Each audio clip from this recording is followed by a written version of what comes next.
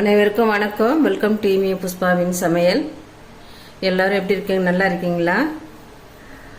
பச்சை பயிறு வச்சு ஒரு ஸ்வீட் செய்யலான்னு இருக்குங்க.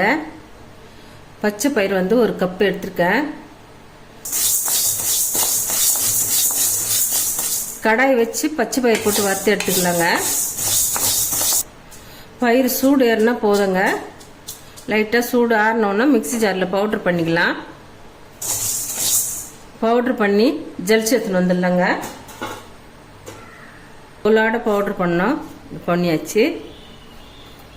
அரை கப்பு உடச்சக்கல்லையும் பவுட்ரு பண்ணிக்கலாம். பொட்டுக்கடலையும் பவுட்ரு பண்ணியாச்சு. பச்சை பருப்பு மாவில் சேர்த்துக்கலாம்.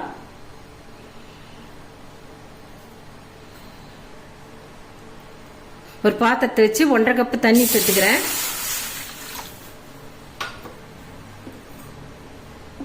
ஒரு கப்பு பாசிப்பருப்பு எடுத்தோம். அதே கப்பு அளவில் நாட்டு சர்க்கரை எடுத்துக்கிறேன். ஒரு கப்பு.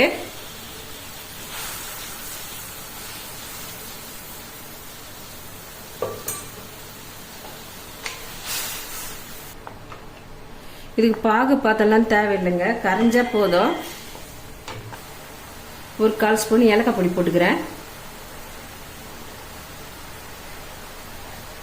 பொட்டுக்கடலையும் பாசிப்பருப்பு மாவையும் ரெண்டுத்தையும் நாட்டு சர்க்கரையில் சேர்த்துக்கலாம். ஸ்டவ் சிம்மில் வச்சுக்கலாங்க.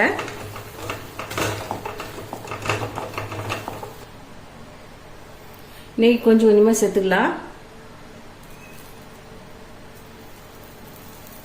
கடலை பருப்பு அரை கப்பு எடுத்து வேக வச்சிருக்கேங்க.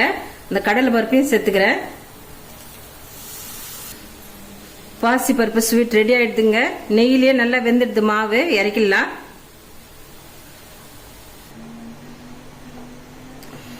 பாசிப்பருப்பு ஸ்வீட் ரெடி ஆயிடுதுங்க.